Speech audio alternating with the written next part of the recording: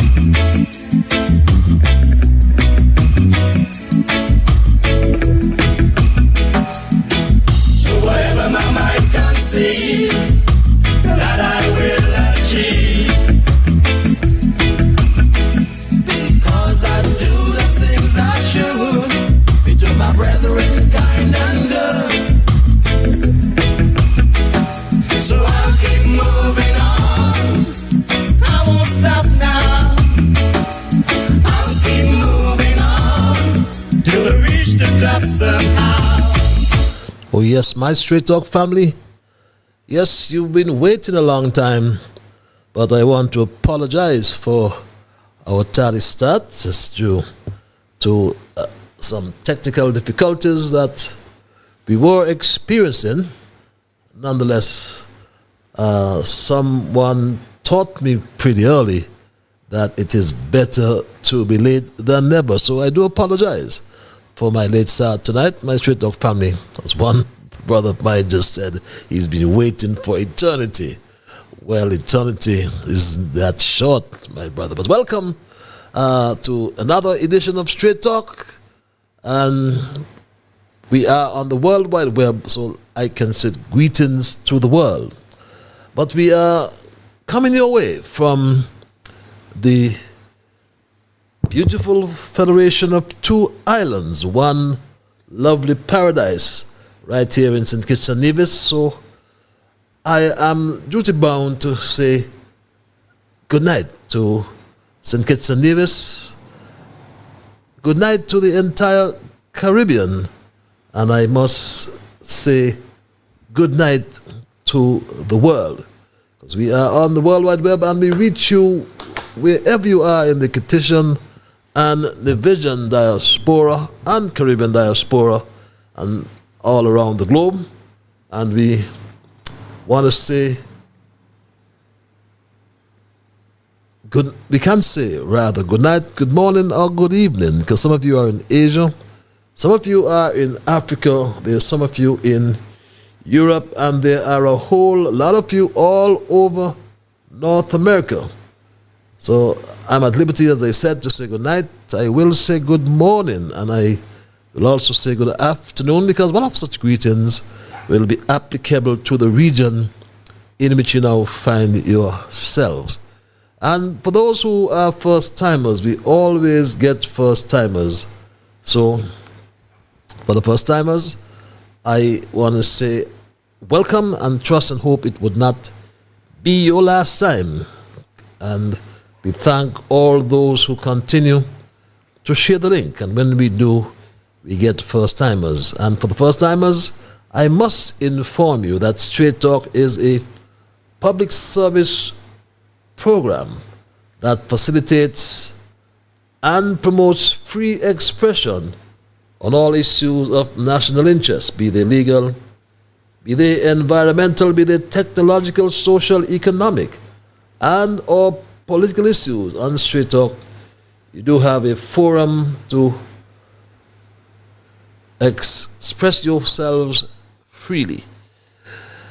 And we try to raise the level of national consciousness.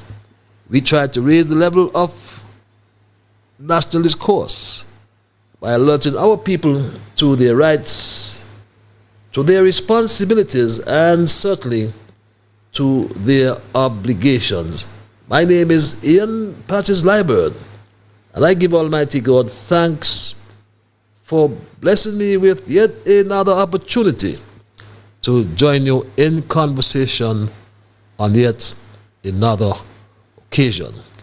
And because we started late, I'm going to cut all the frills, my Straight Talk family, and perhaps do as we normally do. We address, of course, our observations in review. And our observations in review. Our observations in review. I have one observation. Perhaps I can just do one observation tonight, but I must let you know before I do that on this program, absolutely nothing is watered down, neither by omission nor by exaggeration. Straight Talk is not about sensationalism or creating excitement, especially at the expense of accuracy, because we always lean on the facts, and it is my bounden duty to present the unvarnished truth. I call it the plain truth, especially when it comes to governance, integrity, and the rule of law wherever we are. Because this program joins us together with people across our federation. We are joined together with people all over the world, in the diaspora, all around the world. And some we know very well, some we have met, some we will never ever meet, some we will agree with, and others we will disagree on positions of the truth that we advance here on Straight Talk. And that's okay, because we promote what I call the diversity of views. So we learn to accept and respect. But please don't sadden me and start to become disagreeable. So let's thank Almighty God nonetheless for helping us to understand, oh, how good and pleasant it is for brethren to dwell together in unity.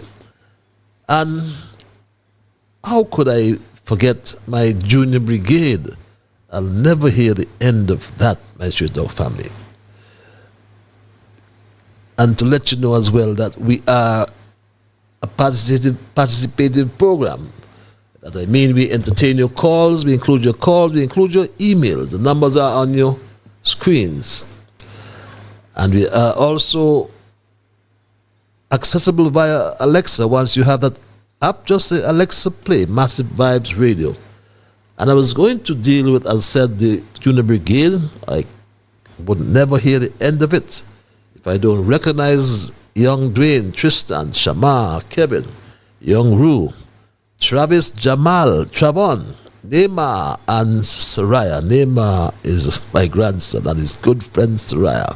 And that special lady in St. Louis. I must as well start on a sad note, because we've learned of the passing of Pamela Nolan, daughter of Sonny Nolan.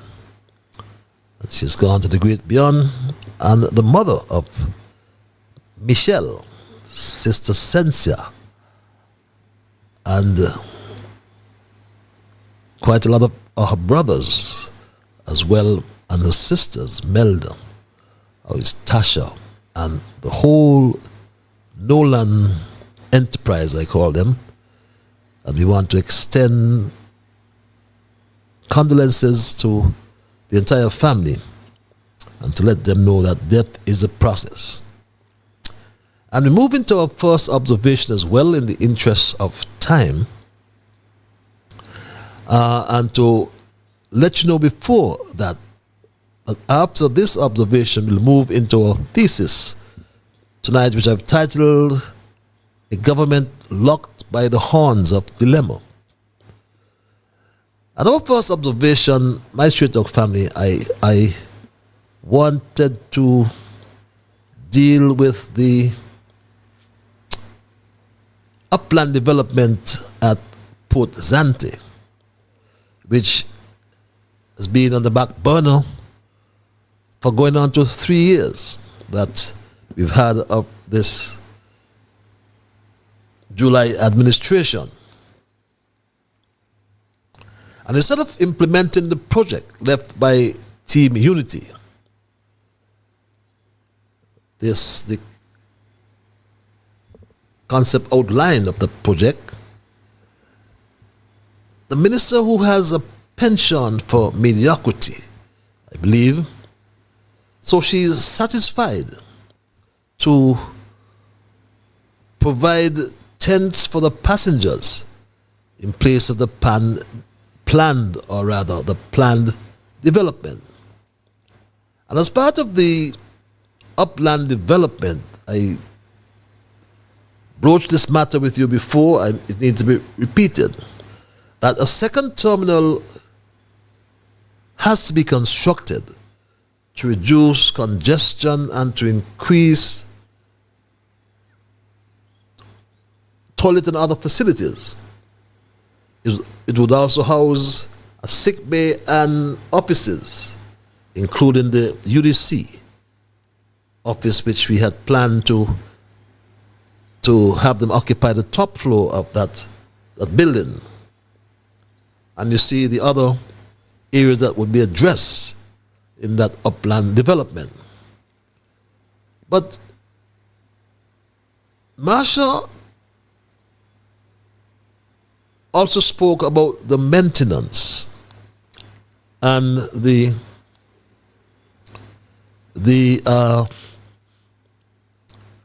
other areas at Port Zante, and she told the country this. Maintaining a clean and polished environment is also top priority. Our team at the SKUDC has been appointed as litter wardens, monitoring the cleanliness at the ports and promoting proper waste practices. Maintenance teams are repainting during the off-season our walkways, trimming overgrowth and repairing the furniture. Small actions, of course, will make a big difference. And my Straight Talk family, you would recognize, those of you who have followed this program over time, that no mention was made of the toilets there at the Pelican Mall.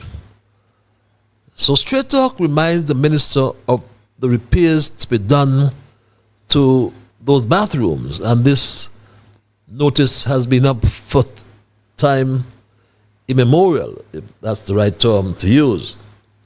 And it says bathrooms closed for renovations. It's been two seasons now those bathrooms have been closed.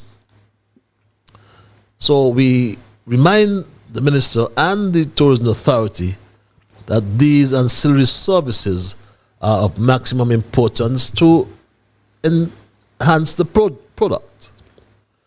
So what Marsha has done over those last, or going on to 3 years, she has provided tents for the passengers. Imagine the Icon of the Seas going alongside that pier with thousands and thousands of passengers, and other ships that berth at the second cruise pier. And this is all we provide them with, some tents, my Straight Talk family. This is all that they are provided with, tents and some chairs to sit, my Straight Talk family, and a modern, what I call it, a modern porta potty for our guests. And this must speak volumes as it relates to the quality of our product. But yet she talks about upland development. And she said this about upland development. Meanwhile, at the cruise terminals, Casper is also working to enhance passenger experiences. Upland works are on the way to improve operations, which will ensure that cruise passengers receive the same seamless service that we have prioritized at the airport. Interesting, my Straight Talk family, because we are aware, or Straight Talk is aware, that back then, Allied Steel, the designs were done, Allied Steel were already contacted to get the building. And to use her words, the building was already on the way.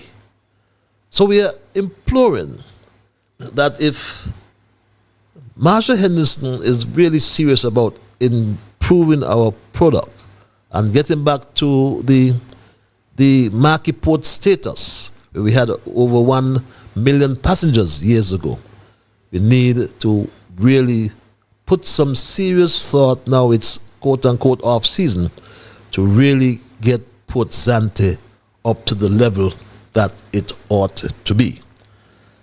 And that's my observation for tonight, my Straight Talk family. As I said, I've started late and I want to move right into my thesis and, of course, allow you to have your say. Because without you, Straight Talk, or there's no Straight Talk, I should say. And my thesis, as I have intimated earlier, I have titled, A Government Locked by the Horns of Dilemma. And you will recall, my Straight Talk family, that about 2 weeks ago, Straight Talk broke the news about a very reliable rumor that is still spreading in the CBI marketplace, by Straight Talk family. That rumor is still making headway or in the CBI marketplace. And it's about the secret plan which we raised earlier to privatize the R.L. Bradshaw International Airport. And I must hasten to add that there are several methods of privatization. But the government of St. Kitts and Nevis has been conspicuously silent on this revelation. The silence of Terence Michael Drew on the disposition of this major asset should come as no surprise to us when we examine his administration's record on transparency and accountability, my Straight Talk family. But worse yet, it is well known that for some time now, Cat got the tongue of Marshall, the minister with responsibility for this major asset called the Air and Seaports, or major assets, I should say, to it, the Air and Seaports. But the only reaction has come from a fictitious tabloid that is also reliably rumored to have strong links to CS Global, the company, according to the St. Kitts Citizenship by Investment Unit's website, is the official government-mandated marketing promoter for the St. Kitts Nevis Citizenship by Investment Program. CS Global works closely with the SKNCIU, that's the St. Kitts Nevis Citizenship Investment Unit, to promote the program, also to assist clients with obtaining citizenship. And many would have overlooked, my Straight Talk family, many would have overlooked the fact that when Terence Michael Drew took his delegation to the United Nations General Assembly in 2022, everyone focused on this Chinese lady, but completely ignored the Indian man in the photograph. How many of us remember this photograph that went viral? And many of us focus on the Chinese lady, as I said. But you see that Indian man with the circle, red circle over his head? We ignored him. This Indian man's company, CS Global, hear this, is paid at this present time US $10.5 thousand per application. Meaning, let's do a quick exercise. From the prison project, his company would have earned 58 million US dollars just like that. Yes, that Indian man with that red circle over his head. From the prison project, his company, CS Global, earned US $58 million, just like that, my Straight Dog family. Well over $120 million, if my mathematics, which you know is my strongest weak point, is accurate. So, when the 3,000 shares are sold by CIDC for the Robert Llewellyn Bradshaw International Airport expansion, this Indian man and his company CS Global will receive US $32 million. Sounds like a joke. $32 million. That's that Indian man there in their picture. Heads CS Global, my Straight Dog family. He will get easily $32 million. And if you put that into EC, his company will receive $85 million or $86 million, my Straight Dog family. Just like that. Believe it or not. CS Global therefore has a lot to gain. So he defends the CIU and the Terence Michael Drew government. Straight Talk is not aware that the fictitious tabloid Associates Times is the official mouthpiece of the government of St. Kitts and Nevis, or that of the Citizenship Investment Unit. But an article appeared on social media over the weekend under the caption Associated Times of CS Global, CS Global, my Straight Dog family. And this caption rather, I should say, let me take that back. St. Kitts and Nevis is the caption. I take that back. St. Kitts and Nevis reports confirm airport not privatized amid Liburd's allegations. And as I said, Associated Times of CS Global. Now this obviously was in response to a position advanced by Straight Talk that the Terence Michael July government has secretly entered into an agreement with Caribbean Infrastructure Development Corporation to either privatize or lease the Robert Llewellyn Bradshaw International Airport. But this article has not told us what is the arrangement with the CIDC and SCASPER, and by extension, the government of St. Kitts and Nevis. Nothing at all. The expansion cost is US $100 million. So why were 3,000 shares approved for this project? With 3,000 shares sold at $375,000 each, That equates to US 825 million. We need to repeat it.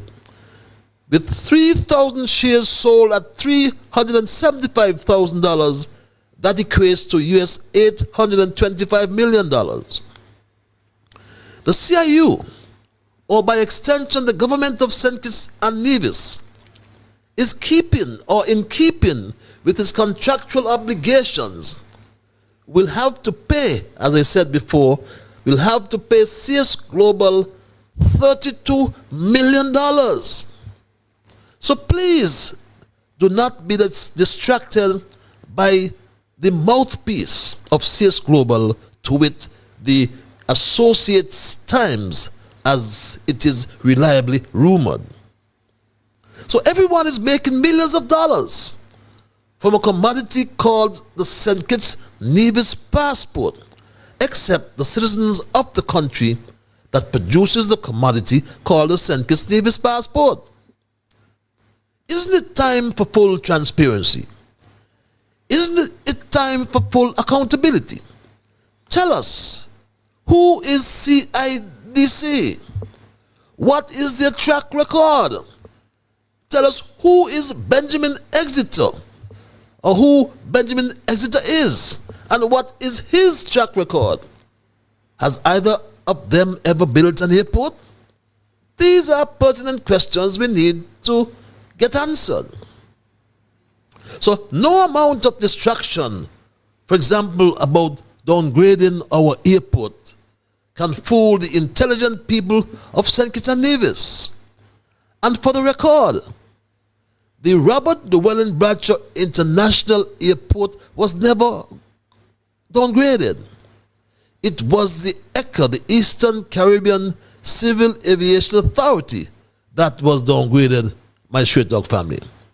And that's fact. The downgrading of the Eastern Caribbean Civil Aviation Authority, ECA, from a Category 1 to a Category 2 rating by the Federal Aviation Administration, FAA, sparked an outburst of finger-pointing, most of which was directed at ECA.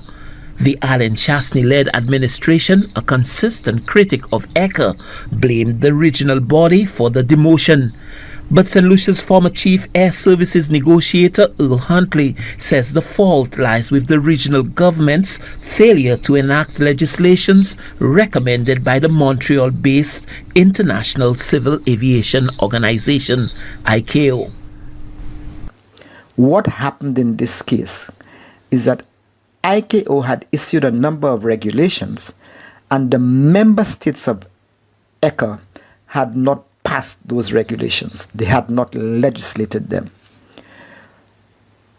The FAA conducted an audit of ECA, as they do from time to time with the civil aviation organizations of countries that fly into U.S. territories. When that audit was conducted, it was found that some of the member states had not passed those ICAO regulations. So on that basis, ECA was downgraded from Category 1 to Category 2 because the governments had not passed the necessary legislation. When they do so, then the Category 1 status will be reinstated when the FAA does its next audit and it finds that all those regulations are in place. While ECA, therefore, that is the ECA Secretariat in Antigua, manages civil aviation matters in the member states of ECA according to ICAO regulations, it is the member states, the governments, which must give those regulations life by passing them into legislation of the countries. My Straight Talk family, Straight Talk always like to bring you the facts so that you may not be sidetracked by the foolishness you would have read on social media peddled by Associates Times, that we are reliably informed is a mouthpiece of this CSR Global we stand to be corrected. But the Prime Minister occupies the highest political office in the Federation. And by his words and actions, he is obviously of the view that he is not accountable to the nation. So he says absolutely nothing about the privatization of the operations of a major asset in the country. But that's his style. For example, remember, Terence Michael July recently took a private jet to Nigeria, costing the taxpayers of St. Kitts and Nevis over $500,000 and $500,000. And he acts as though he has the right to such extravagant opulence, I call it, my Straight Dog family. A pivotal moment in African-Caribbean economic relations unfolds here in Abuja as St. Kitts and Nevis Prime Minister Terence Drew arrived for the African-Caribbean Investment Summit. His touchdown signaled more than just a diplomatic visit. With the stage set for high-stakes discussion, the expectation is high on how this summit will reshape the economic future of these two regions. Landry Babalola, AIT News, Abuja.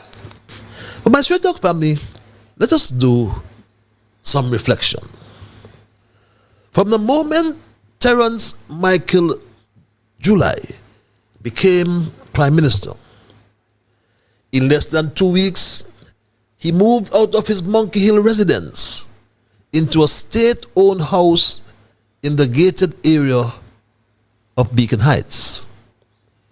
Yet it is reliably rumored that he still collects thousands of dollars in housing allowance for his Monkey Hill home. With all the perks he receives as Prime Minister, why can't he do and say like Prime Minister Kamala Persad Besessa of Trinidad and Tobago? Remember, I told you about this before. And I have directed my own ministers, don't ask for no state-funded housing, please. Don't. The country is not so large that you need to have a house in Port that's being paid for by taxpayers. There are people who don't even have a house. You want to have two, your own house and one in town? No. Some might vex with me, but I will stick firmly to that. And I'll tell you why. Ministers have a housing allowance paid for by the state. If you want house in town, go and pay your own rent. You all agree? Pay your rent. Why must the taxpayer pay your rent when they can't pay their own rent? They don't even have a place to stay. That should not continue to happen. We have to cut costs. So, state funding housing, you want house, pay for house. And most definitely, I will work out of my own home. I do not receive a housing allowance, so I do not have to pay myself to use my own home. So let you rest your brain on that, because some people feel like getting money to use my own home. No. But why, my Straight Dog family, why is Terence Michael Drew collecting money and is not using his home? A matter of fact, Straight Dog understands that Prime Minister Mia Mottley also lives in her own home. But Terence Drew runs from his community and he goes to a gated community in Beacon Heights. And to rub salt in our wounds, to use a colloquial term, and getting back to his excessive and showy display of luxury, the leader of the opposition, Mark Brantley, was complicit to this downright recklessness, my Straight Dog family. Yes, he was. The leader of the opposition was complicit, as I said, to this downright extravagant opulence. Show off, my Straight Dog family. They show off. That's how they operate, my Straight Dog family. But Mark Brantley doesn't care as long as he gets his guarantees from Terence Michael Drew. The latest guarantee was for the upgrade of the Vance Amory International Airport in Nevis. But when we witness the embarrassment that was caused by the failure of the Robert Llewellyn Bradshaw International Airport that forced its immediate closure on Saturday last, we may better understand the rationale behind the efforts at privatizing the operations by the Terence Michael July government, my straight talk family. When we understand the embarrassment of last week, Saturday gone, we'll understand why they are taking the position they are taking. And this is what transpired on Saturday. The operations had to be closed, my straight dog family, because of a leaking roof. You see all that water on the floor? Yes, that's at our Robert Llewellyn Bradshaw Airport. That's the departure hall, my straight dog family. And if you think that was bad, look at this, my straight dog family. The boss, see what's going on up here, you know. I think we should they should close the airport and we go home. Because I ain't not staying up here because I can't swim. See? All this water here coming down from up the roof way across the place. Gone down here by your office, I show your office flood out. Gonna be flood out. See how your office gonna be flood out just now. See? This here in front of your office. But what can you expect, my straight dog family? Because the St. Christopher Air and Seaports Authority has no management and has no money. What can anyone expect from a CEO whose only claim to her position is her buddy-buddy relationship with the minister? How can she be expected to manage this major facility when she never managed anything in her whole life? The Robert Llewellyn Bradshaw International Airport cannot sustain its operations, which are subsidized by the seaport. Arrivals for 2024, which is the main source of revenue for the airport, stood at a meager 129,000 passengers. No wonder Scasper cannot afford to maintain its plant. The airport, like I just showed you, was like a swimming pool on Saturday gone, with the cancellation or causing the cancellation of flights, my straight dog family.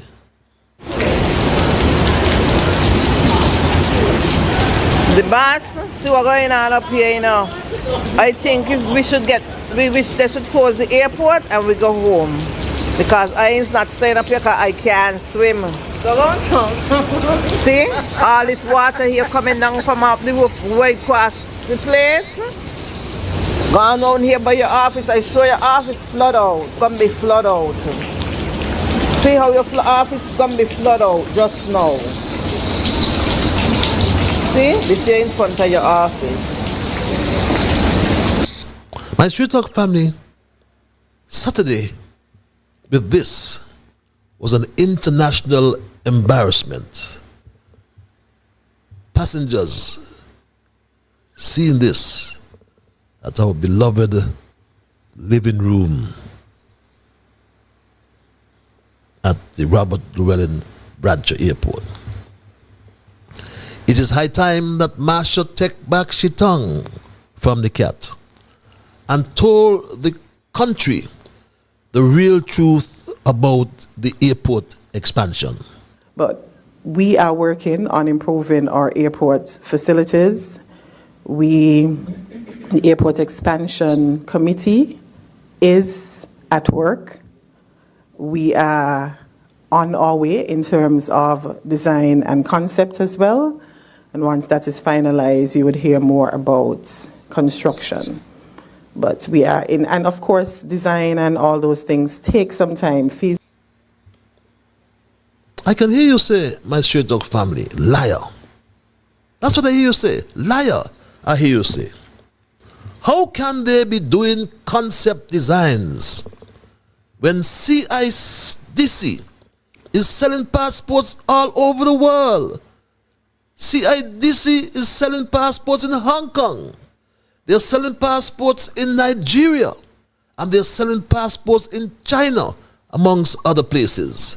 They have introduced this expansion at the Robert Llewellyn Bradshaw Airport to the world. For generations, St. Kitts and Nevis has set the gold standard in global citizenship. Today, through Caribbean Infrastructure Development Corporation, your path to citizenship aligns with an unprecedented opportunity. As the government's approved public benefactor for the airport expansion project, we're transforming the gateway to the Caribbean. This visionary development offers select investors a direct path to St. Kitts citizenship. Join an exclusive group of global citizens. Secure visa-free travel to most countries, tax advantages, and a lasting legacy for generations. CIDC. Elevating global citizens, transforming St. Kitts and Nevis. Book your private consultation today. Terence Michael July needs revenue to offset an almost $300 million deficit or budget deficit for 2025, this fiscal year. But his dilemma is the airport expansion project will create 12,000 new citizens. Come and consult with the people about the disposition of this major asset, we are asking.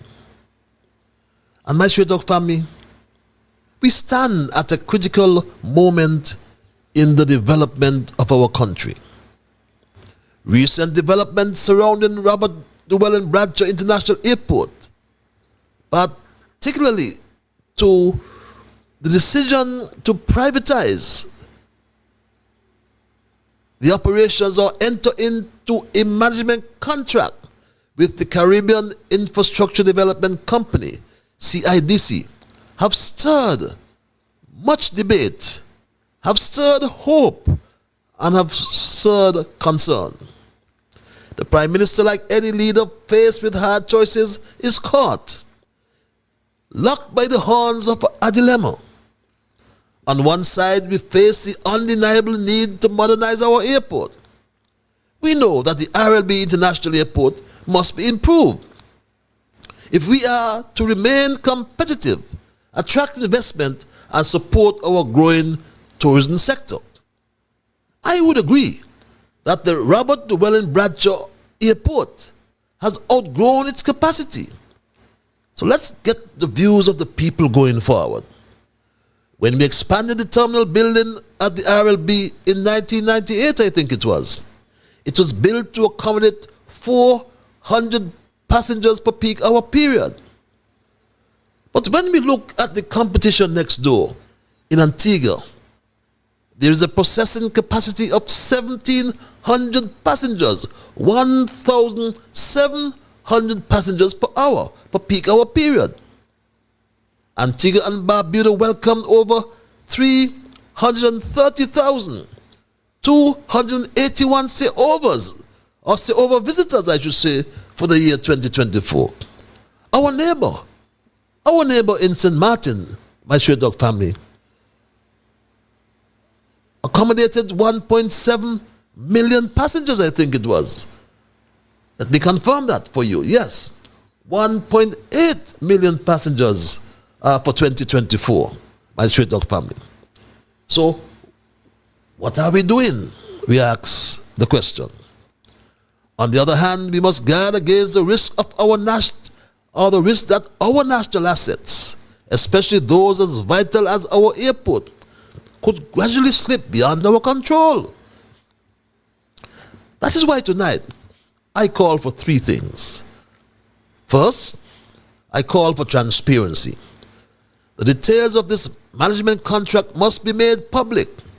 We, the citizens of this federation, have a right to know what is being promised, what is being paid, and how success will be measured. Secondly, we need inclusion. The airport workers, the unions, tourism operators, the taxi drivers, and the community stakeholders must be part of this process. They should have a voice in shaping how this partnership is managed. There must be ownership of by the stakeholders. And thirdly, there must be safeguards. The government must put into place legal protections to ensure the airport remains under national control. No matter who manages the airport, it must remain under national control. And this is not about opposing progress. It's about ensuring that progress serves the people. This is not about politics. It is about principles, transparency, accountability, and the protection of our national interests. The Prime Minister, we know, has a difficult task, yes. But difficult moments are also moments of opportunity. This is a chance for him to show the nation and the world that we can grow without giving up what ours is, that we can invite partnership without losing sovereignty. And while on sovereignty, we have a leader who is locked by the horns of dilemma. The Prime Minister realizes that he cannot lead. And the people realize as well that the Prime Minister cannot lead.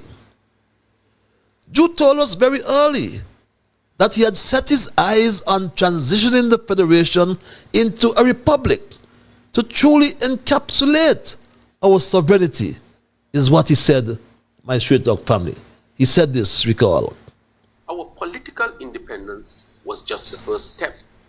Over the years, we have also built the foundation of our own social, economic, and cultural freedoms. I will confess, we are not totally free yet, but we are on a path of continuous improvement for our people and our country. And as your fourth Prime Minister of this land, I am honored to lead our country along this path. Our nation is much closer to true independence than not. As we approach 40 years as an independent nation in 2023, we also set our eyes on transitioning into a republic, where we truly encapsulate our sovereignty. My Straight Dog family, Terence Michael July is so locked by the horns of dilemma. Having said that about encapsulating our sovereignty and moving towards a republic, so locked by the horns of dilemma, I said, that the man went to see the king. July went to see the king, my Straight Dog family. The other day, where did I go? I went to London. You remember that? You all saw the picture? You sure? Who did I visit in England? You all remember who I visited? I went to visit the king. Go back and you recognize that I went to have a one-on-one conversation with the king of England. And he and I sat in his front room, and we had an excellent conversation. We spoke about Caribbean affairs, specifically St. Kitts and Nevis. And in our conversation, he told me he remembered Robert Bratcher, Comrade Robert Bratcher. But I also had a further conversation with him. I said, Your Majesty, when is it will be St. Kitts and Nevis's turn again to be able to be stored on one of our citizens and a knighthood so that he or she or they can be called sir.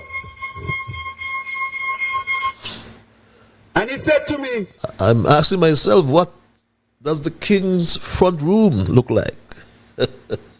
But still locked by the horns of dilemma. Drew is now trying to buy Douglas. Do you believe that, my straight dog family? and so I returned to St. Kitts and Nevis. And I asked the Governor General, Her Excellency Dame Marcella Liburd, when is it will be St. Kitts and Nevis's turn for us to be able to bestow such an honor and a well-deserving citizen?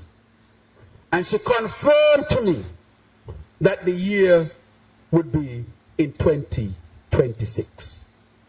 My question to you tonight, if you think I have the opportunity to bestow such a high honor on a well-deserving citizen of St. Kitts and Nevis, who do you think that person should be?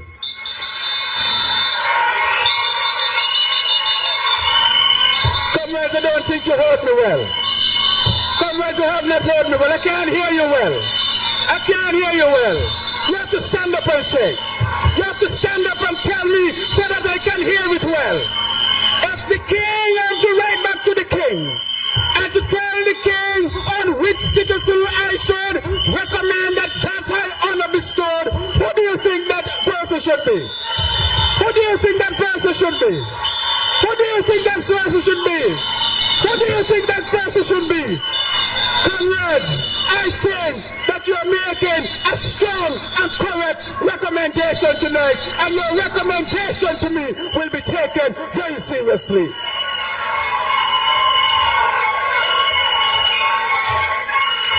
Comrades, I have heard you. Conference 2025 has heard you. You have made your strong recommendation, and therefore, as your humble servant, I have no choice but to take your recommendation in the highest regards. Thank you, comrades. But if you are saying him, I don't know what his reaction is.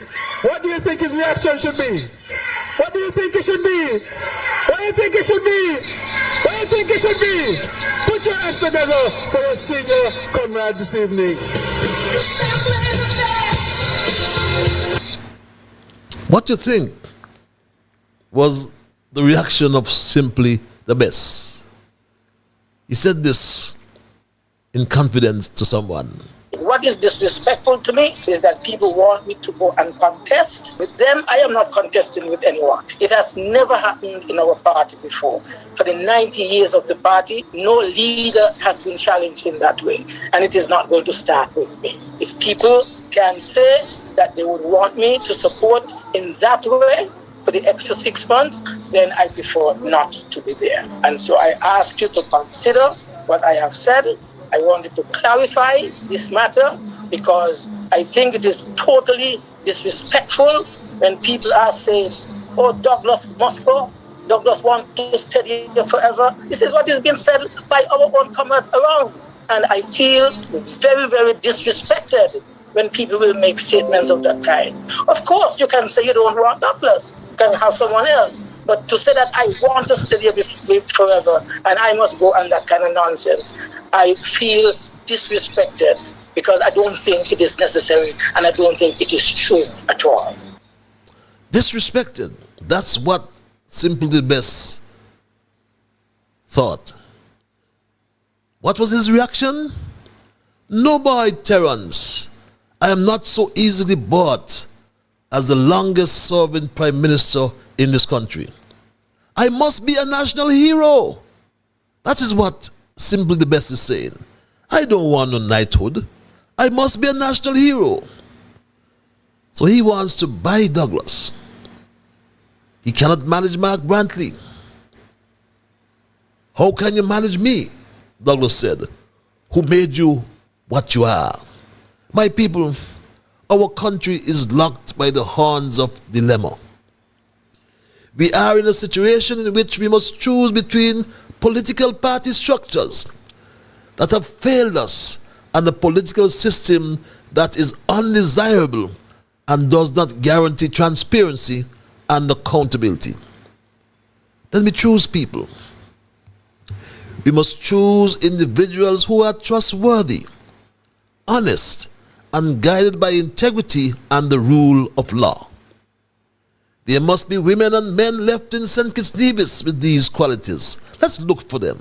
Let us try to find them and encourage them to come forward into public service, even for one term, with a mandate to reform our constitution and put our country on the trajectory for generations to come, and put real meaning to the overused words called freedom, democracy, and sustainability.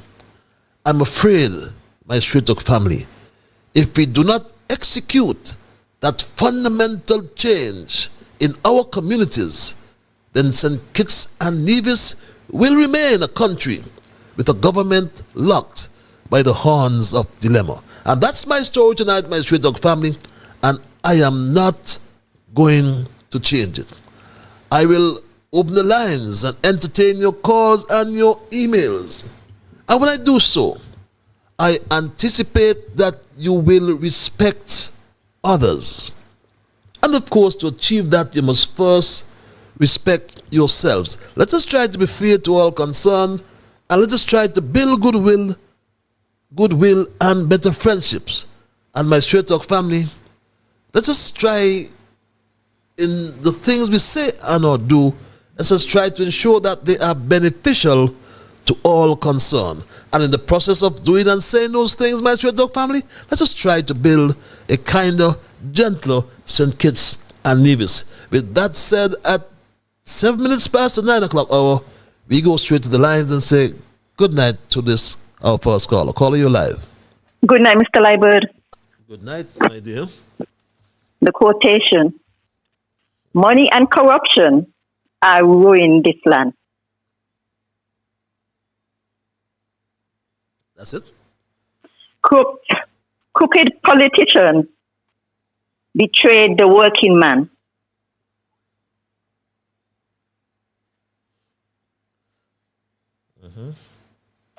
Pocketing the profit. And crooked politicians, beg your pardon, sorry. Yeah, politicians. Money and corruption are ruining the land. This land. Crooked politicians betrayed the working man. Pocketing the profit and treating us like sheep. Pocketing the profits and treating us like sheep. And we're tired of hearing promises that we know they'll never keep. We're tired of hearing promises that we know they'll never keep. No, they will never keep. Okay. Okay, I would like to repeat it, please. Sure. Money and corruption are ruining the land. Crooked politicians betray the working man, pocketing the profit and treating us like sheep. And we're tired of hearing promises that we know they'll never keep. Have a great evening. Have a great evening, my dear, and always welcome your quotations. Very interesting quotation. We go straight back to the lines and say good night to this caller. Hello, caller. Mr. Straight Talk. Hello, sir. Abracadabra. How are you? Abracadabra. I am peaceful. Yourself? What can I say, man? It's been a while. I haven't said hello to you. Yes, haven't heard you in ages. Yes, I am. I just said, look, let me leave my brother and I was doing something, so I just said, look, and he just slips away like that. But I'm here back tonight to say hello to my wonderful brother from another mother. That is correct. And I tell you, it's been a blessing. Yeah, I'll be keeping well. Yes, man. Okay. Everything is going good. It's just that I had to do some testing and everything, Okay. and after doing it, and so they says, well, everything is going good. The engine is keeping well. Okay. I thank God for that. So all is well. Just preparing myself now to put myself together to think about coming down to spend some good time and at that wonderful place out in the sea. Okay. Yeah, but it's good.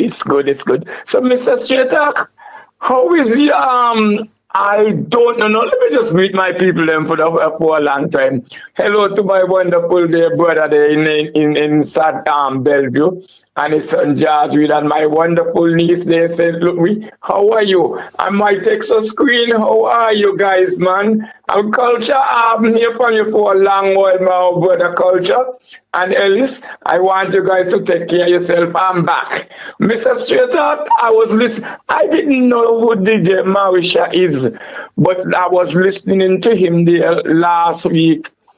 On Saturday. And because of you playing it, I said, well, I think that's my cousin. But only come to recognize it's not my cousin, it's somebody else, because we have a cousin that is a DJ. But this DJ Marisha was saying that we got real trouble on our hand in St. Kitts with MSR thing or something. And he says that the trouble, it's a fact. And he was talking about what happened in Douglas, in Dr. July Pepperseed, Tabasco Pepperseed office, that they come, he said they come to shake him down for money when nothing like that happened. And he have this policeman there and he show with him. And he's saying he couldn't believe July turned on him like that. He was working with the government. Yes, he was assigned to some job in the hospital, I think. He said. But they fire him. Well, that's what he called it separated. So I guess that's what he meant, yeah. Oh, so you said they separate? Yes. So he had a letter of separation. I like to quote his words. But he says that he was fighting for Dr. July Pepperseed, Tabasco Pepperseed, for all his life, and now they turn on him. But I want to let him know that this is the same thing happened with Dr. Robert, what's his name? That guy in Chicago, the governor, Grover Vidja, something like that, that he was a strong Democrat. And he put Obama up, and when he gets in this trouble, who we think was going to help him, never help him. You know who turned around and help him? Trump.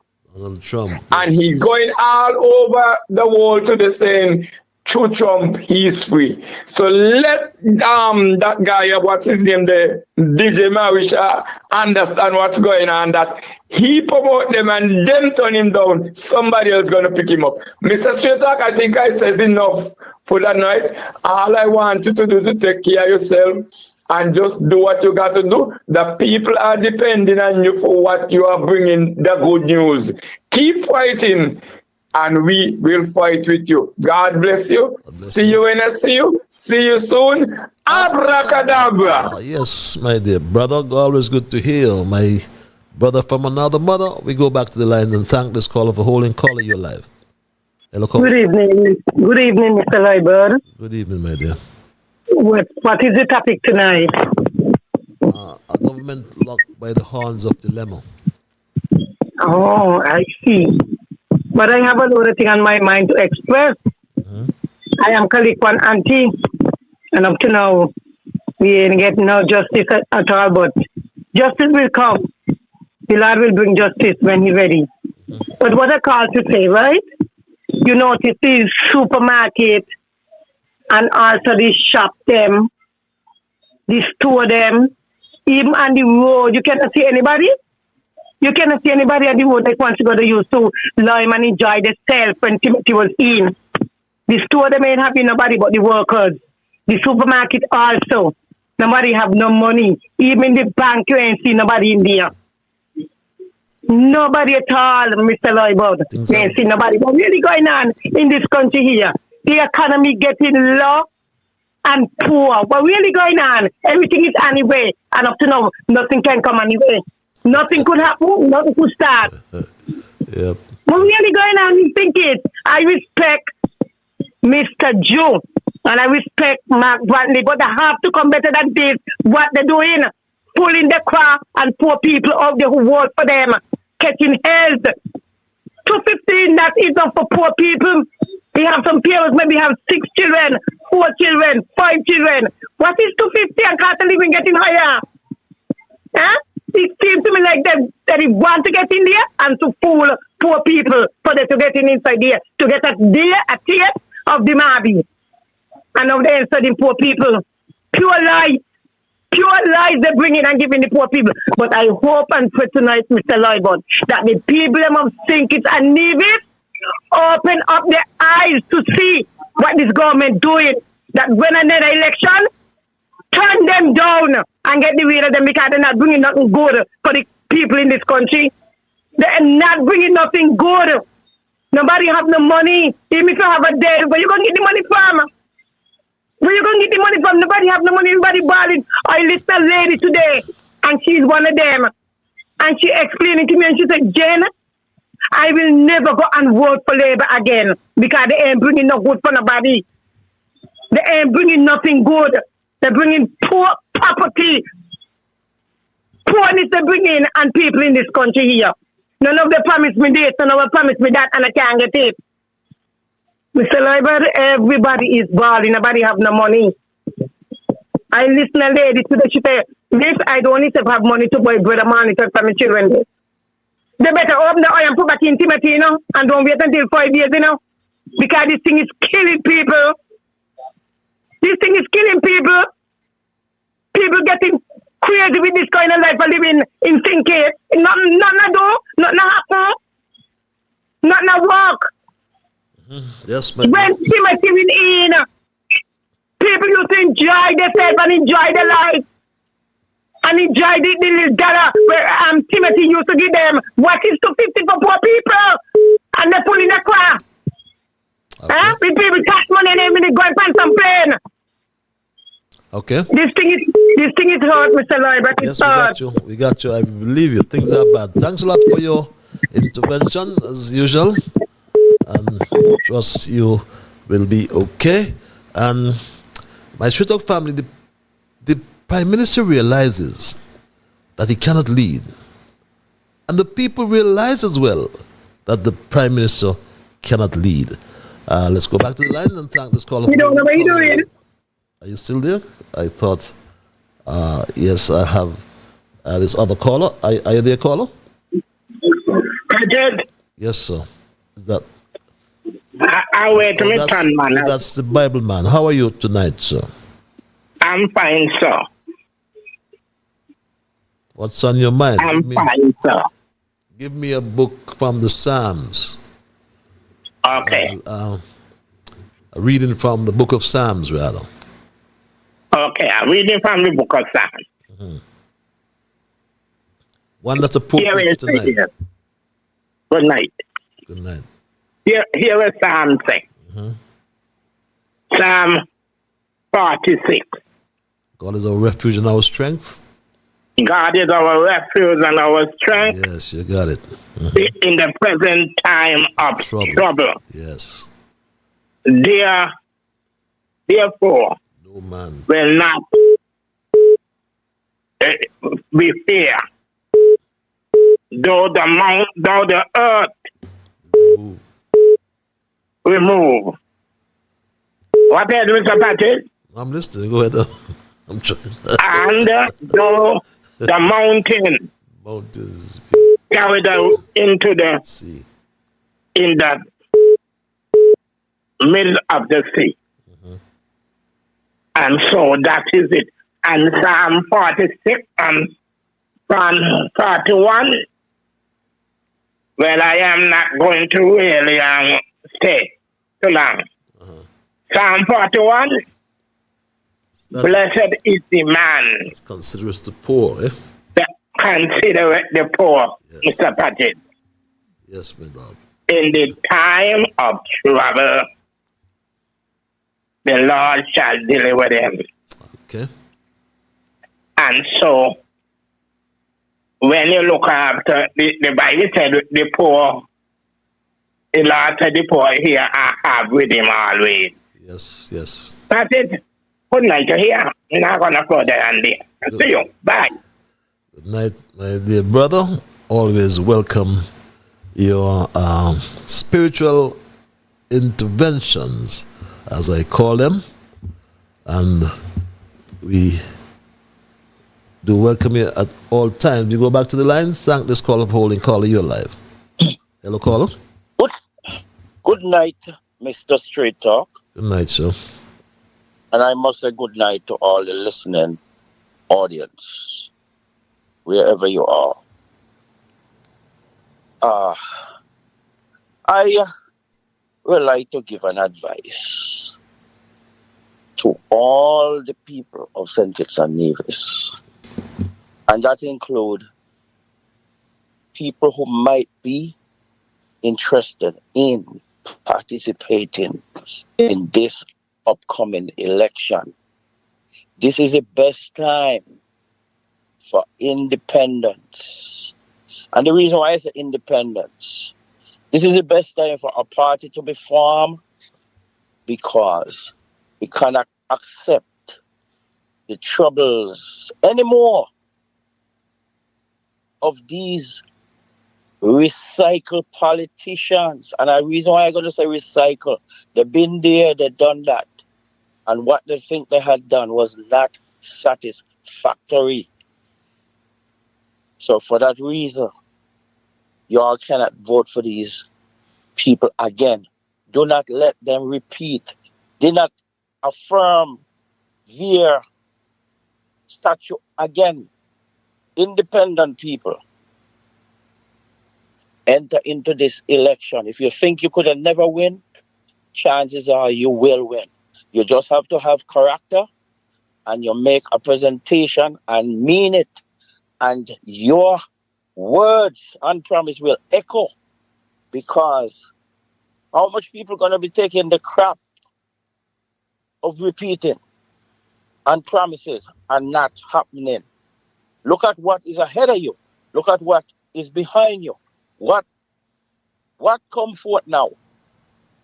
I'm asking each and every one to join me. Even if it's 100 got to come in, come in. We only could choose 11. But let us change this land. Let us make this landslide. Let us make the country that it should be. I for one, who already make my promise, did. I need other people to come in free of cost. Free of cost. It's not a cost to enter into this election. Okay. So I plead to people to enter. And I am calling upon people in the diaspora. The diaspora has to have representation. We need representation for the diaspora. Y'all can't y'all can't welcome our votes and no participation in this election. Let us do some things. Let us make some changes. Okay. Thank you for now. I shall come back again. Bye. Thank you very much. And many people, beg your pardon, are talking about this international embarrassment that we had at our international airport. The airport is under focus. We understand that there's some privatization going on. The government is tight-lipped, but this is what happened at the airport. The boss, see what's going on up here, you know. I think they should close the airport and we go home. Because I is not staying up here because I can't swim. See? All this water here coming down from up the roof right across the place. Gone down here by your office, I show your office flood out. Gonna be flood out. See how your office gonna be flood out just now. See? This here in front of your office. Yes, my Straight Dog family, that's, believe it or not, the Robert Llewellyn Bradshaw Airport on Saturday. Thank you for holding caller. You're live. Hi, Patrice. Good night. Good night, my dear. Yeah, and how are you? I am peaceful. Yourself? I'm good. Culture, good night. The caller, the country need people with experience to run the country. See what happened to the country because the do not have no experience. So all you pick up a tab about no vote for other thing and vote for this and vote for that. All these candidates or whatever thing. In the country need people with experience to run the country. True. So that's all I have to say. Well said, my dear. We need people with experience, especially in these times of uncertainty, these times of unpredictability, these times of complexities. We need people with experience. Not a better way. There's not a better way to put it than has just been put by that lady, and I try to ensure that I move my emails as well. For my emailers, I have not forgotten you, emailers. And this email reads, my Straight Dog family, hi Patches, I'm trying to find a contact for Kenrick. I'm looking to license some of his music. Can you connect us? Okay, Kenrick is listening. Well, I'll see what I can do. Good evening, Patches. Allow me to make a comparison as to the qualifications of the former team unity government ministers and the present Labour ministers. Team Unity,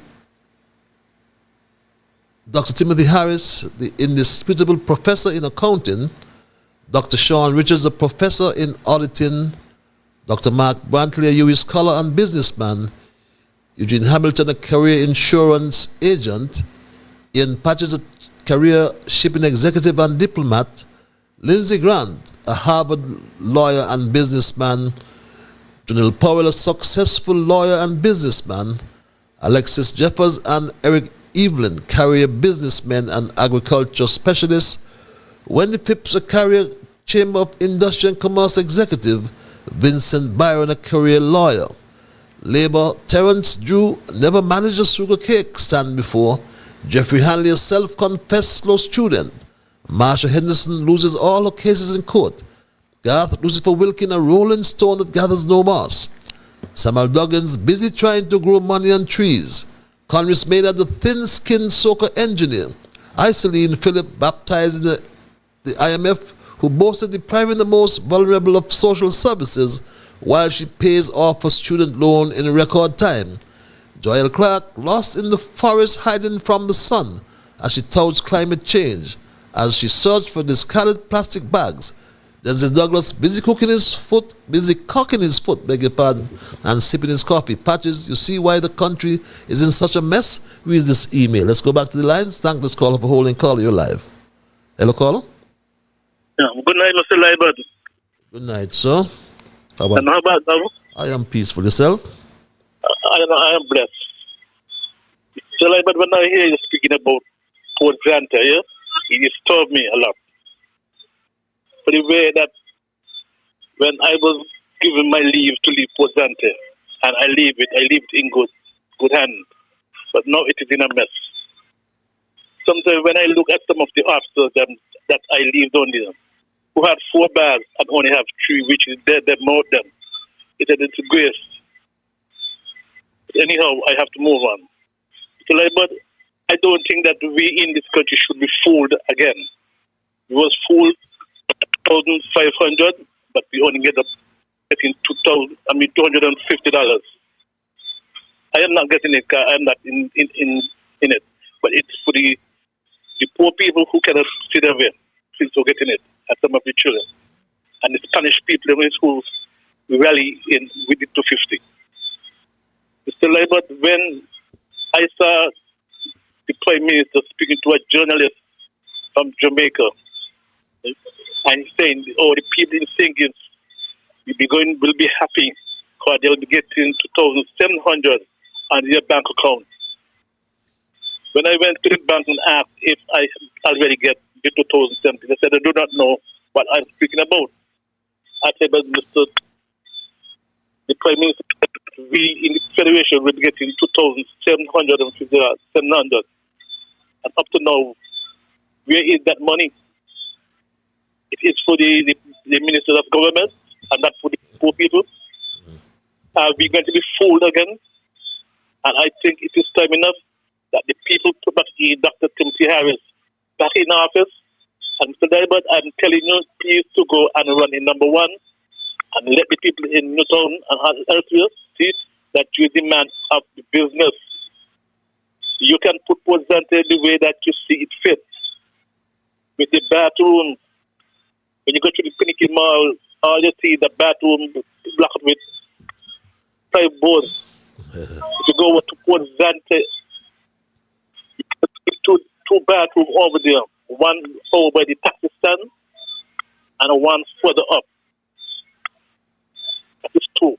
And when you go down into the marina itself, they have a next bathroom, which is for the people coming off the cruise ship. So you see, Port Zante is making money, and what the CEO and them are doing, and the minister, who you said you try to talk to, tell them money is done, you quick shit to do things.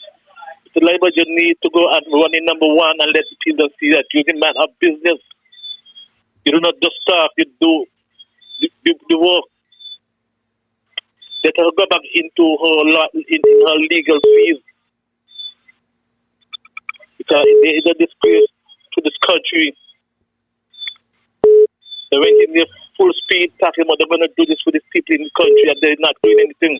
But every minute they're on a plane flying down. It is a disgrace. And you need to listen to what I'm telling you, Mr. Liburd. You know me. I know you when you were the manager up at the St. Christopher, up at the port, the ENC port. I remember when you were the manager. You and I had a little dispute and we worked it out and we're the best of friends. People want to back into the picture, Mr. Liburd. Look at the bell, the bird bell is sinking in. Who is the minister of that? If you suggest we have the man for Congress. The bell road is sinking in and nobody is looking into it. Fort Thomas Road is like if you drive your car across, you're touching a lot of pothole and nobody is looking into it. The minister who is there, she do not even come around and ask people if they are okay. But every minute they're on a plane singing. I'd like to know where is the 2,700 grand. Okay.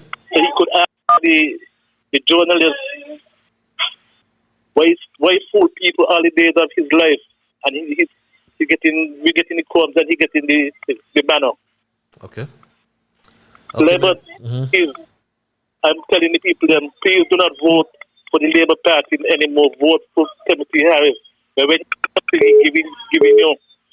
Okay. You have a pleasant night. Have a pleasant night as well, my brother. And we go back to the lines and say good night, caller. Thank you for holding. Hello, caller. Hey, good night, Patrick. How are you? Good night. I am peaceful. Yourself? How the weather treat you, man, over the weekend? Oh, wonderful. Oh, well, I guess with some rest. You don't have. I guess you don't have to have ration water. I guess you have plenty of water now, right? Well, water is still being rationed in spite of the rain. I understand that. Well, I guess the country would get over that in due time. You know, we have to have patience. I would imagine. You know, yeah, patience, Patrick, patience. Okay. Nothing happen overnight in any government. The government have to build infrastructure. They have to find the money. They have to do things to help the people and the country. But Patrick, on the next note, I heard you spoke about the airport, right? And to me, that you feel that is a dilemma to see the airport in a condition like that on Saturday. But if we understand nature, right, we would not be surprised things like this happen into any structure, any physical structure. Your government was there for 7 years. This government take over the country over 3 years now. Did your government had a good infrastructure look at the airport to see if it's really, my brother, you know, my brother, work? my brother. I'm sorry to interrupt you, right? Yeah. The team unity was voted into office in 2015, right? Yes, and the people changed them in 2022. So let us focus on the government that's in office now. I mean, I never had a government. There was a team unity government, which the people voted and the people changed. So get that clear in your minds when you're going forward. Okay? Yeah, So, I have that. But and then we are discussing as well tonight on our thesis. A government locked by the horns of dilemma. What is your contribution in that context? Do you find that the government... That's part of my conversation. Please, that's part of my conversation. Go to that then, please. Right. But you also play a clip of the dilemma of the airport. So I am conversating on the clip that you played. Yes, but I'm not aware. That is part of your topic. I'm not aware that we should just accept that an airport should be flooded out and they closed down and people can't get to the flights, people can't come in, and that's acceptable. But if that is your view, that's your view. But make your point in 10 seconds. Okay. I'm gonna make my point. Please, I know sometimes I'm very difficult with you. I'm gonna make my. But what I'm saying, what I'm saying, if the airport, if the infrastructure of the airport have developed a fragile, part of it, and the rain penetrate that fragile part, we can't blame the government. People have roof for many years. Roof never leak. Heavy rain can come, and you find a fragile part of the roof, and it flood out people. So let us be realistic and be honest with ourselves. We cannot bombard the government for every little things like these things. Then the government now have to pick it up there from today and fix that place, because they recognize that there's a fragile part of the airport that needs to be attended to. It never happened in your time, but it happened in this government time now, 3 years. So give it a chance to work. Okay. Give them a chance to fix that problem, Patrick. Please. Okay. I mean, we have to be real. And one thing about Kittison, one thing I recognize about St. Kitts people, they like to bring poverty and they serve. They like to They need to stop it. They love too much hands out, man. Kittison love too much hands out. Timothy used to be giving away a lot of money, messing up the country, spoiling these people. It cannot continue.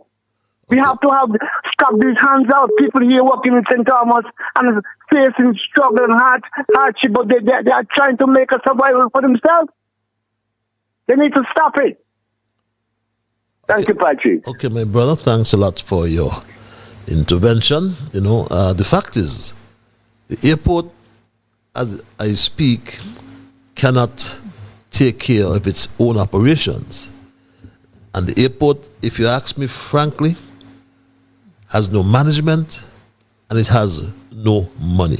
Let's go back to the lines. Thank this caller for holding. Caller, you're live. Hello, caller. Good evening, Patrick. Good evening, my dear. And how are you?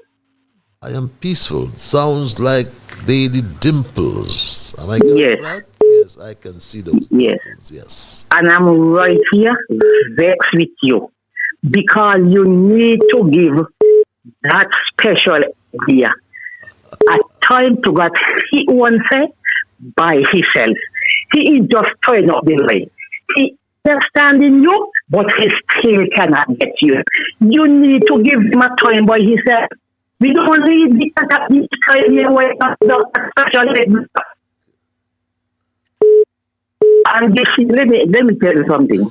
I got you. You see him to me. I know you're frustrated. I feel it. Yes, because you've been trying to explain to him, and he's still going on and whatnot.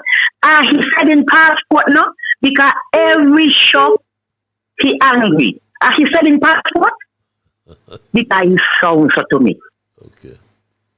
And what I see in this place here, that is, you look at people like lawyers. And they like lawyers so much that they have a lot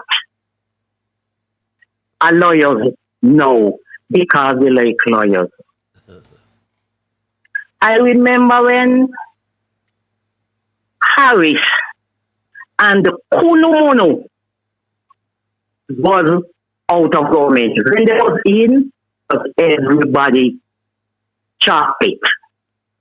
And soon as they come up, especially when somebody make this thing and say that the truth have to be told, everybody turn against them. Because he said the truth have to be told.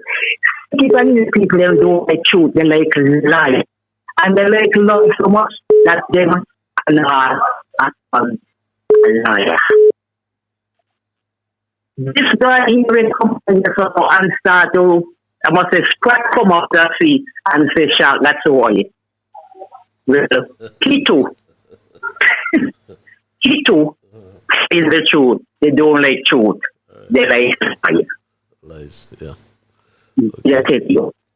And now they crucifying him, how he old, and how he this, and how he that.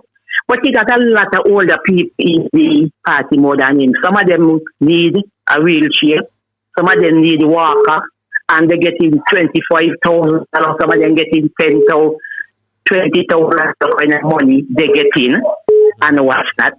And one of them on top of radio station, the every Wednesday, that flapped him out one day. And I just you need to pay back the money the country because he only remember 67 and all of them down there, but he cannot remember 2000 and what's not. I need was to make he pay back the money because all of a sudden now he got a lot of things to say. And he do so much bad as a minister. I was supposed to make him pay back the money. See, now why you give him a chance, you'll be done out they go say. Okay. Then they like lie, they don't like truth. Okay. And I have to deal with them accordingly. Please, I beg you, please get a shop for that special ed from St. Thomas because he don't need and tap the show with us because he ain't ready yet at all. Okay. You have a good night. Have a good night as well, my dear lady. They go back to the lines and I'll say good night to this caller. Caller, you live. Hello, caller. Good night, Patrice. Good night, sir. The guy there who just called in there talks about handout.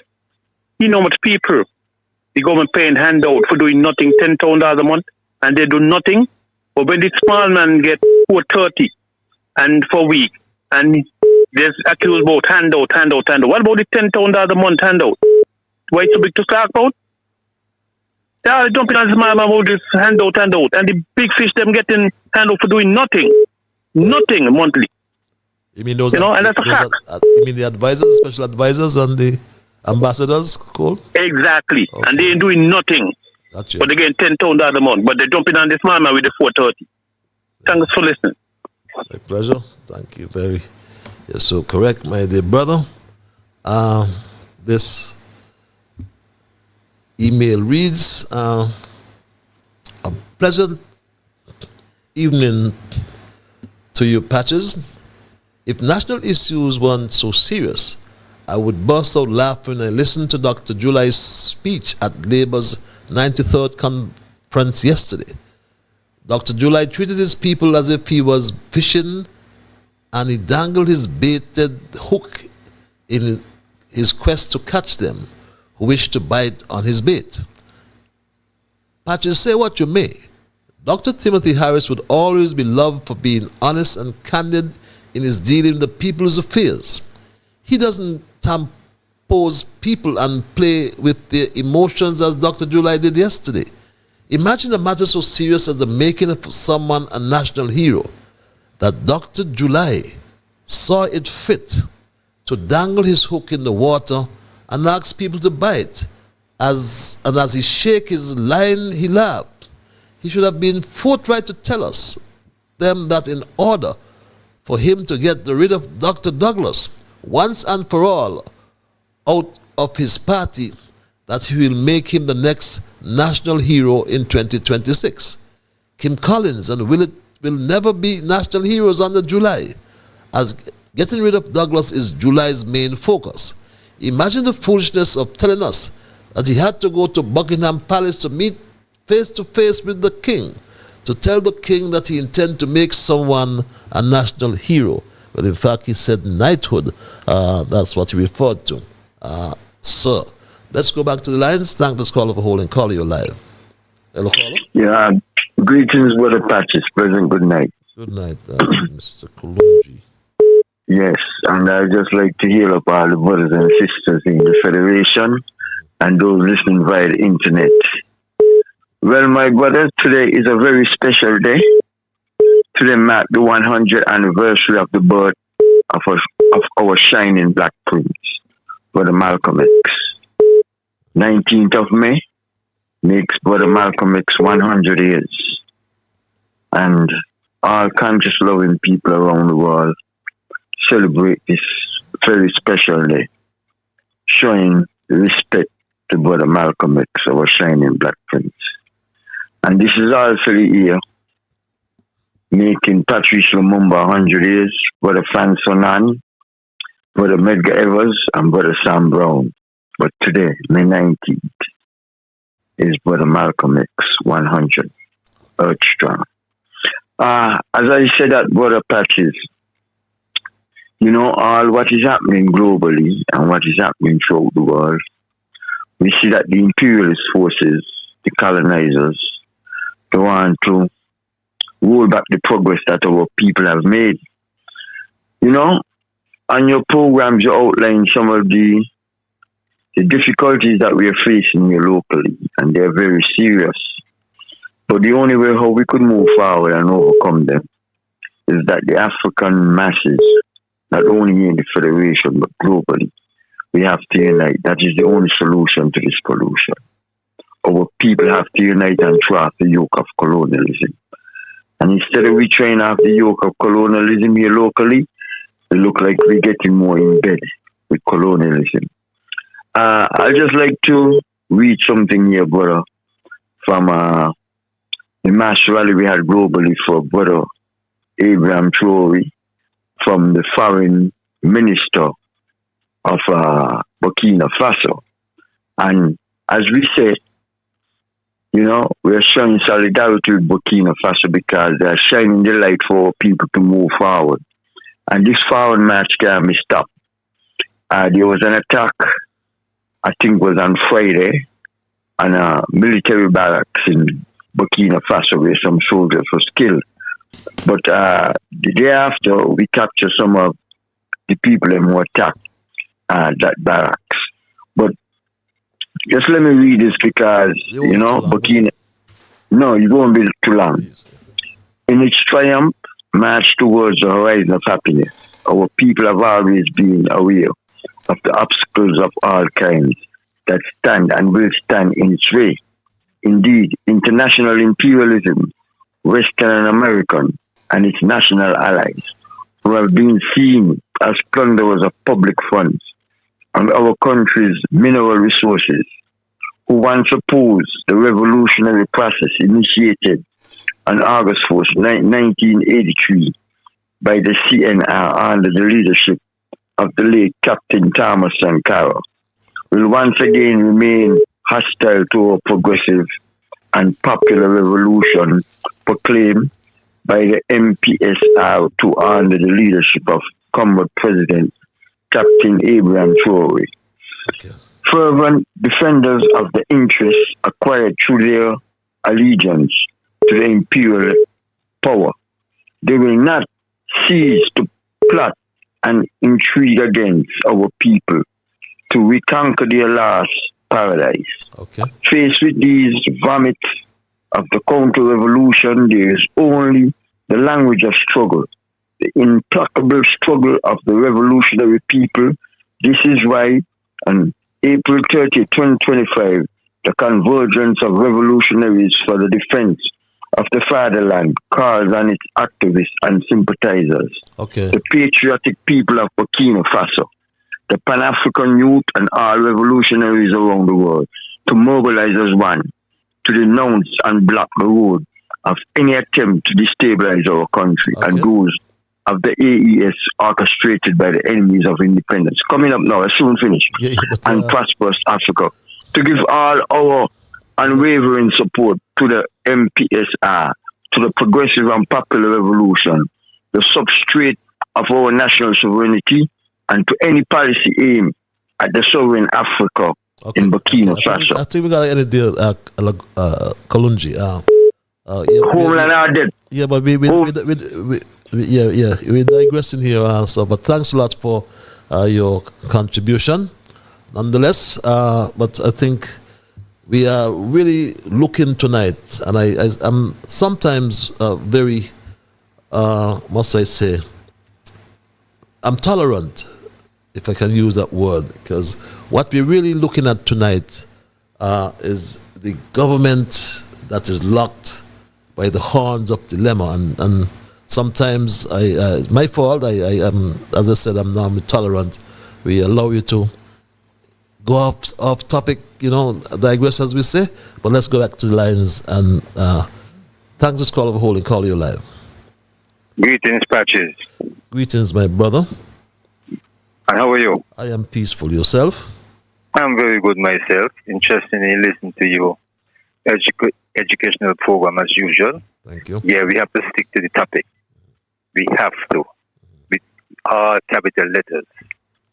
Humanity by nature is gifted to think freely. But in order that this free thought should lead him to the goal of liberty and independence, his way of thinking must be shaped by the process of education. And that's what Jill does every week. Twice a day, every week, they bring forward education to the people so that we can help reform our country. The observation in review, plan development.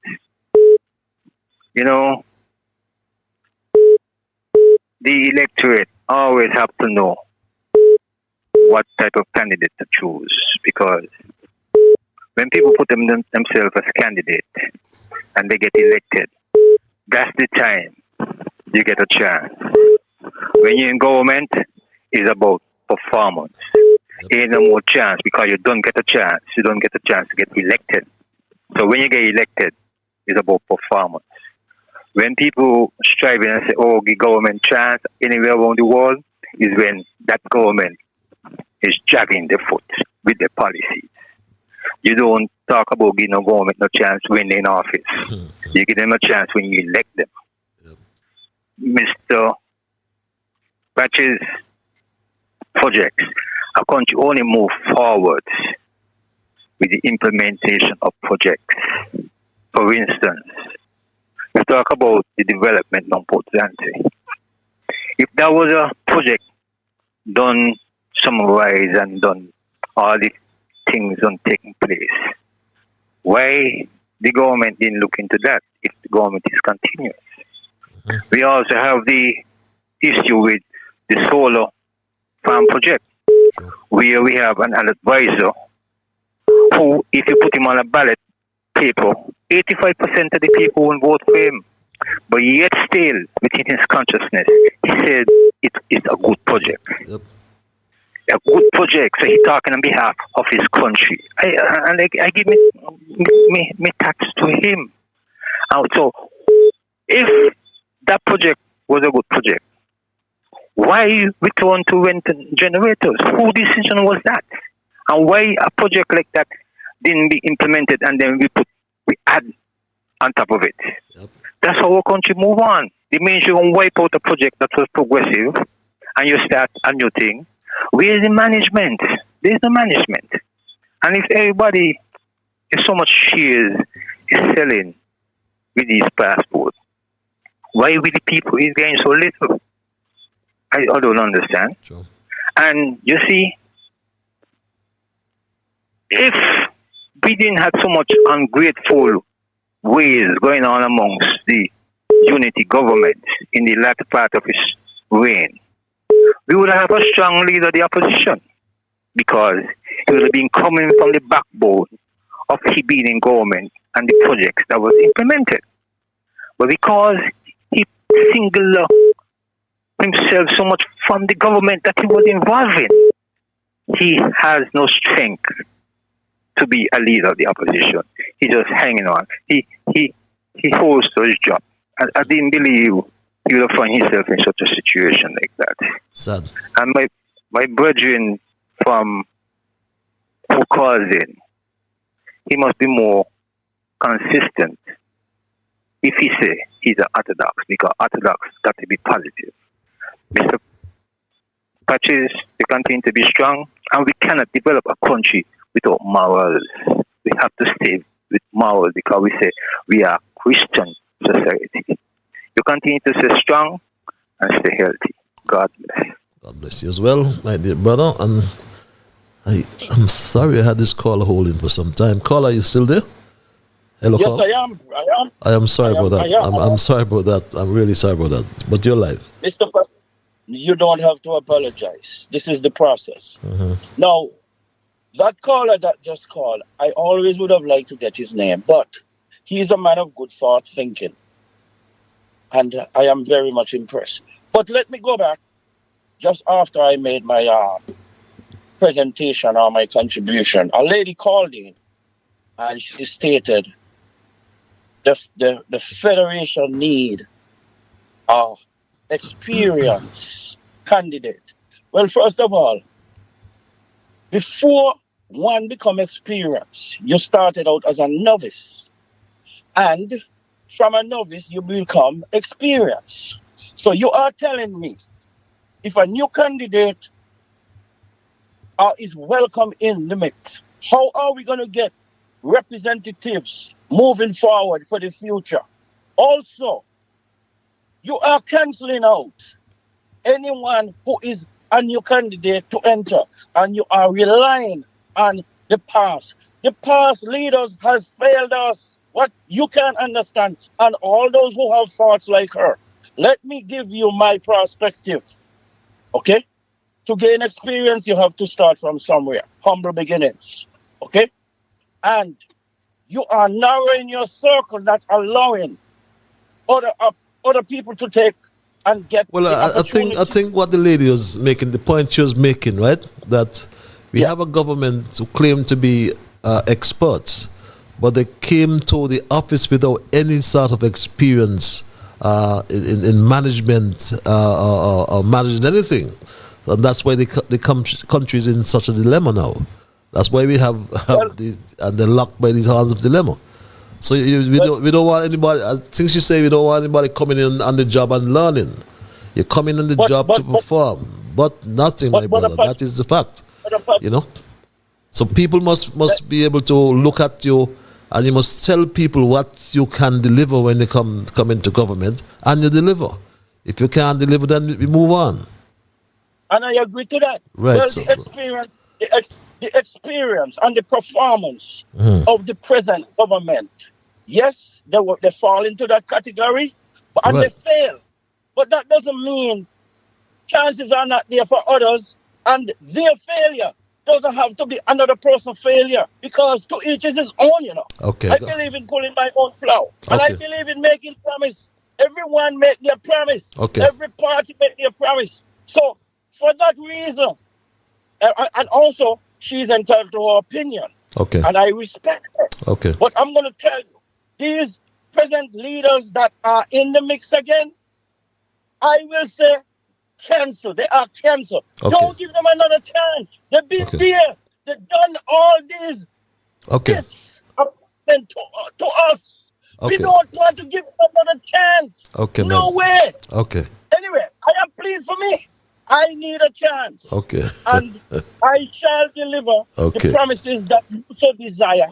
Okay. And I am inviting others to come in and take part. I will never let anyone cancel me, because I have a heart like everyone else. Let me fail and kick me out if I fail. But I am asking for a chance. So My lady, as to whom it may concern, I respect your opinion, but I beg to differ. Okay, And I I've will got you. You said that already, so I've got you very loud and clear. We go back to the lines. Caller, you are live. Hello, caller. Hello. Hello, how are you doing? That sounds like the major. I am peaceful. Yourself? Yeah, I was trying. I was just want to tell you something. Listen, you know, that I like to be very frank, and sometimes when I'm living in this country. That is what I say. Listen to this, that most of us agree that life has its ups and downs. Isn't it? You agree with that? Say that again? You agree that most of us agree that life has its ups and downs. Life has ups and downs, yes. Yes.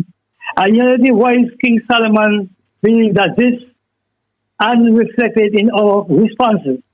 We believe it and it reflects in our responses about it. To fluctuate our circumstances in the Bible. You could remember he wrote that in everything is a season. Yes. Yes, that's right. Is there a time? Carry on. You're right, you're correct. Is there a time to weep? A time to mourn. A time to laugh? A time to mourn? And a time to dance? That's right. Right? So this is the time to do what we have to do, I said. I've been saying it all the time. Because it's great. Solomon's father said that. King Solomon's father said that he spoke about the time. And this is a time, this is a season, a time for all. This is a time for seasons. Let us get serious, people. Okay. And say what we have to say. What you think about that? Yes, you're right. Life has its ups and downs, as you say, you know, and it's a common way, you know, that life has its challenges. You know, so some we win, some we lose, as some other people put it, you know. Yeah, because you remember that someone believed in that. Yep. It reflected in our response. We have to make our minds what we want. Yeah, Then if we're going to dance, we're going to dance. If we're going to sing, we're going to sing. Gotcha. And if we're going to walk, we're going to walk. Gotcha, my brother. Thanks a lot for your intervention, as usual. Major fallout. Yeah. Fallout. Okay. Major. Okay.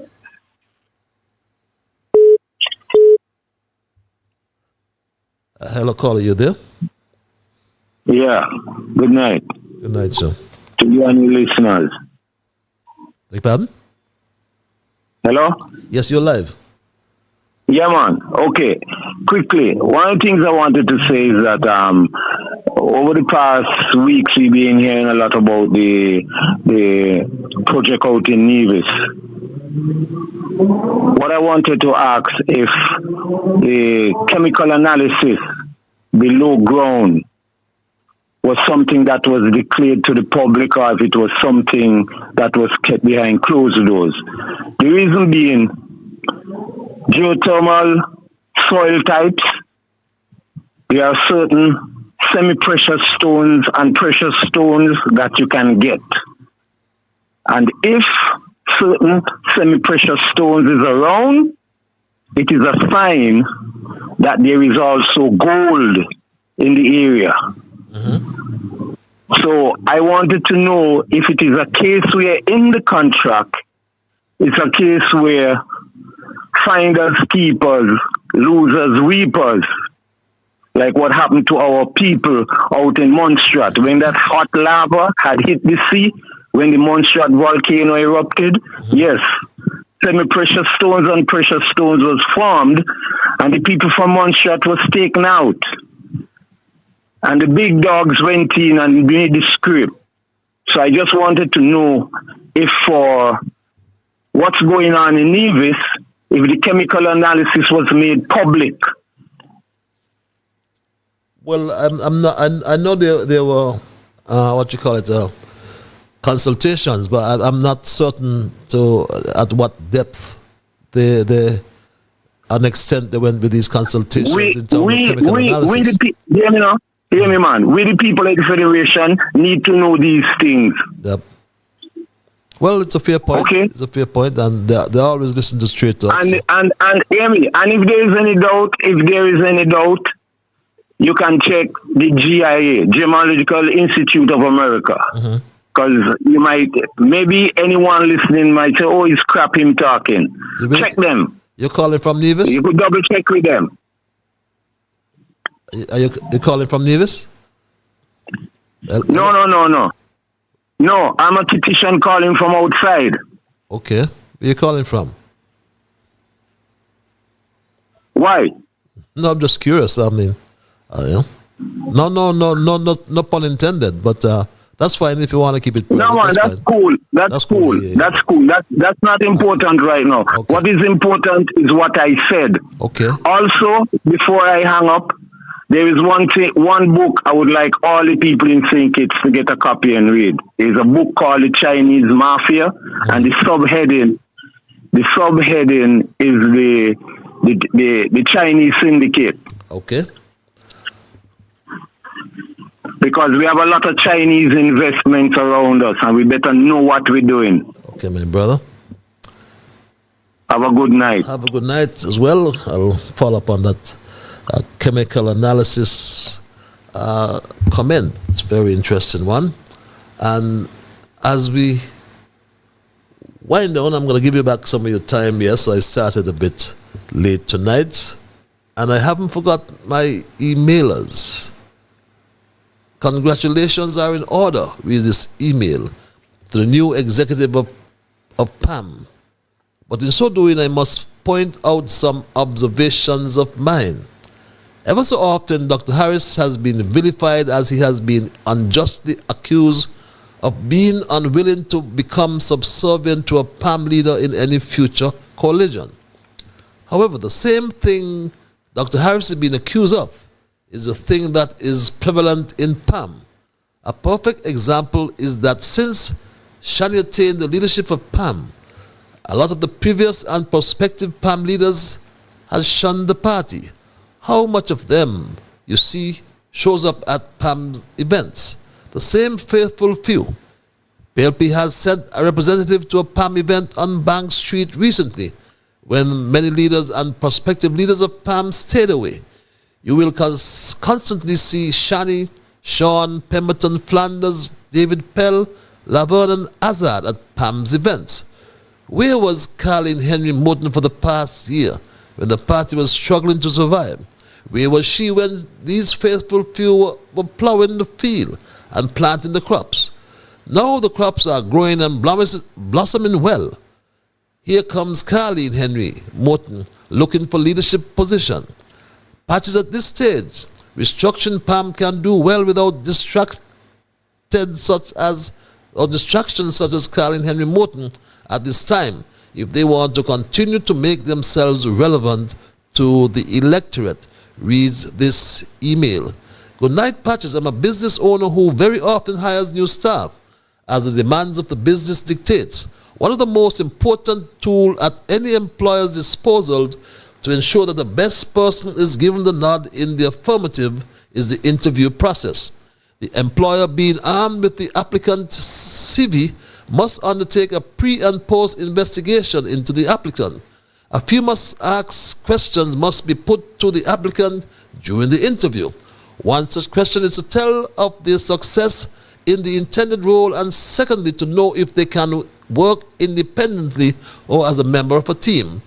Now, Patches, how can we, the electorate in St. Kitts Nevis, berate the Labour Party government for their incompetence on the job, when we, the employer, during their interview, settled from the now Prime Minister, grin and lie? Then, to add insult to injury, the Deputy Prime Minister boldly proclaimed that he was a slow student. Yet we still hired them after the company started to lose customers. Then after the company started to lose customers, beg your pardon, and see a downward spiral in sales, we are now cursing them when we were forewarned by them. Unfortunately, there is no clause in their working contract where we can make a legal separation and pay them in lieu of notice. Next time, please let us look at the electorate as the employer hire. Let us, the electorate, beg your pardon, as the employer hire our politicians based on a solid track record of achievement, reads this email. Some notable persons in the Labour camp that campaigned vigorously to get rid of team unity and install the Labour government were noticeably absent Sunday from the conference, and no recognition of them was mentioned. They included but not limited to Dwyer Astafan, Sam Condor, Larry Vaughan. What message should be extrapolated from their absence? Despite any grievance, falling out, or dissatisfaction, the occasion was a monumental phenomenon of 93 years existing. If you really are an authentic supporter of the Trades and Labour Union and Labour Party, then demonstrate country above self and attend, Sam and Dwyer especially. Reads this other email. Those persons who are hurling insults and abuse at Marisha because of his independent and principled stand for fairness, honesty, truthfulness and justice are bound to do so because they have to sing for their supper and kissing the bum of the Prime Minister for their survival. Marisha has too much pride to condescend himself to that level. They have no love for the country. They will see wrong and call it right. But Marisha will stand up for justice and fair play, and asking to Timothy Harris will cry out, if I perish, and proceed. Reads this other email. Mr. Liburd, good evening. I'm a regular listener to your esteemed and well-informed Straight Talk program. However, this is the first time I'm making a simple contribution via email. I want to thank DJ Marisha and Mr. Martinez for members the Federation eyes to the corrupt practices and dishonesty taking place in the CBI. Our lame duck Attorney General has refused to have a look at the evidence that is being provided, which would enable him to take appropriate legal action and bring the vagabonds to the table of justice. But maybe he is involved or some family members he has to protect. Reads this other email. Newsflash, I just heard that Michael July is looking to lease out the cemetery, and that is why people are purchasing lots in advance for their burials with the families. When you heard who is going to be in line for the lease, you would be surprised. Reads this email. And this other email reads, good night, Patches. That caller from the USVI, please speak dialect. You're trying to spoke. It's hurting my ears. Reads this email. This gentleman who always begging for a chance for government obviously don't know how maintenance work. If there was proper maintenance and management, then they would find the weak spots in the roof before the rain. Next story, he asks him what we think his reaction should be. What do you think? He push up himself. Take the country and make it a laughing stock. What do you really think the man reaction would be? Big man had on his poker face. Reads this other email. Good night, Patches. Shadwell is hurting. Serious water problem. When will it end? Rain falling, yet water locked down. Reads this other email. And my final email for tonight, Patches. I think the so-called reporters and journalists in our country are working with July and are covering up for him. The kind of lame, stupid questions they ask at his so-called round table is disgusting. They don't do no investigative journalism. These people are useless. July has held 2 so-called round tables since he returned from Nigeria, and none of our so-called reporters and journalists have not asked him about the privatization of the RLB airport. Why are they so afraid of July? They need to get some guts and grow some balls, or stop going at July to July so-called round table press conference. I think we need to import reporters and journalists to do the job of those we have here. Reads that email. And our final email for tonight, my Straight Talk, reads, our final email, trying to get it pulled up here. Good night, Mr. Patches. I enjoyed your thesis tonight, brother. It is true that in this life it is oftentimes hard to avoid getting locked into positions of the horns of dilemma. Consider, if you will, sir, the year 2013 and the honorable and esteemed Member of Parliament Timothy Harris, knowing it was in the best interest of the Federation to remove the Douglas administration from office, but knowing that in order for that to happen, you'd end up in coalition government with the temperamental Sean Richards and the selfish snake Mark Brantley. That, sir, was the horns of dilemma. For if not a coalition with those rogues, then Denzil Douglas would have remained in office and would have destroyed the Federation completely. Drew now faces his own horns of dilemma, because having proven to the electorate that he is a piss-poor leader, he has to choose between making the same Denzil Douglas his co-leader or facing certain defeat in the coming election. The only real question now is whether Drew can convince Douglas to accept a knighthood begged of a king, or if he will have to make him a national hero. That, so, is truly the terrible horn of dilemma that Drew now finds himself in, reads this email. And my Straight Talk family, we had a very interesting discussion, I believe you would concur, tonight. We looked at what we call, as my thesis, I titled, A Government Locked by the Horns of Dilemma. My Straight Talk family, I made the point that we stand at a critical moment in the development of our country. Recent developments surrounding the RLB International Airport, particularly to privatize the operations or enter in a management contract with the Caribbean Infrastructure Development Company, have stirred us and hope. Have stirred both hope, beg your pardon, and concern. And Marsha told this lie. But we are working on improving our airport facilities. The Airport Expansion Committee is at work. We are on our way in terms of design and concept as well. And once that is finalized, you would hear more about construction. But we are in, and of course, design and all those things take some time. How can you be in design and concept stage when out there a company is selling shares for this particular project? That has to be a lie. That has to be a real lie, because outside there, this company is selling passports.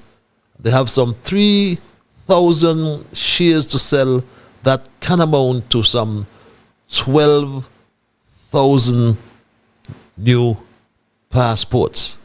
And that ought to be of concern to we as a people. My Straight Talk family, while you're looking at the expansion of the airport, this was an international embarrassment on Saturday. The boss, see what's going on up here, you know. I think they should close the airport and we go home. Because I is not staying up here because I can't swim. See?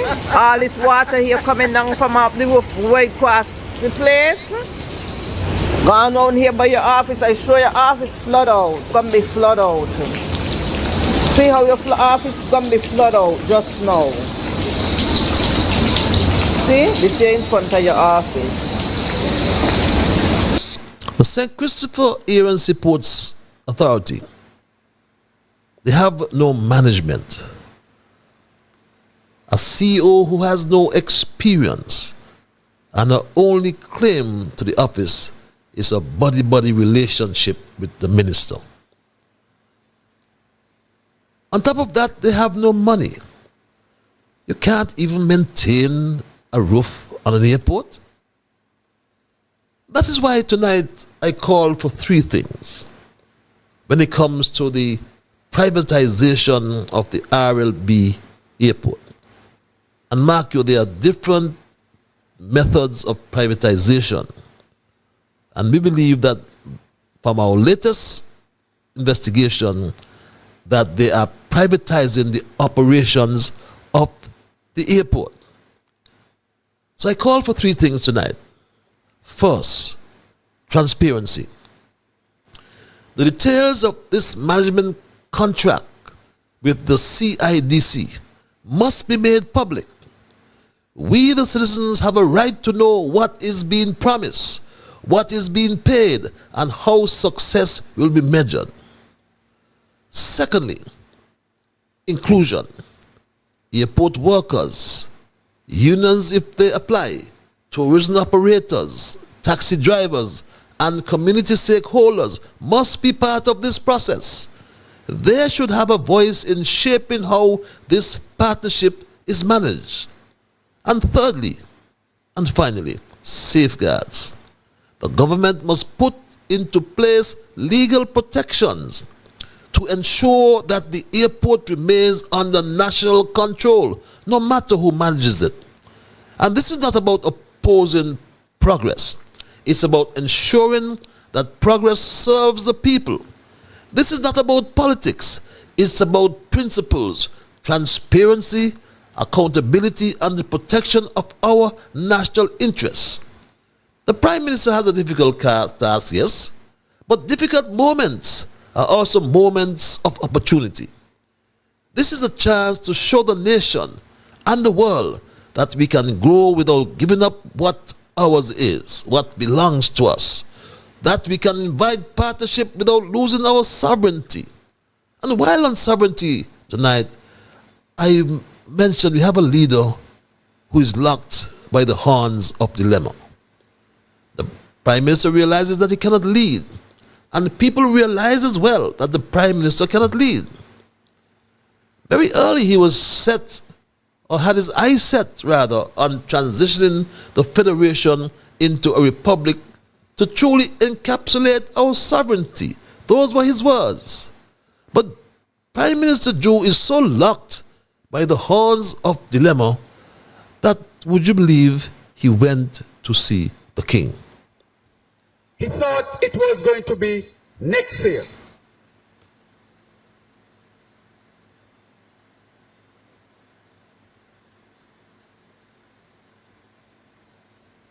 Yes, he went to see the king. My straight dog family. Jew went to see the king. The other day, where did I go? I went to London. You remember that? You all saw the picture? You sure? Who did I visit in England? You all remember who I visited? I went to visit the king. Yes, he went to visit the king. He sat in his front room, according to him. But still locked by the horns of dilemma, you tried to buy Denzel Douglas. And so I returned to St. Kitts and Nevis. And I asked the Governor General, Her Excellency Dame Marcella Liburd, when is it will be St. Kitts and Nevis's turn for us to be able to bestow such an honor and a well-deserving citizen? And she confirmed to me that the year would be in 2026. My question to you tonight, if you think I have the opportunity to bestow such a high honor on a well-deserving citizen of St. Kitts and Nevis, who do you think that person should be?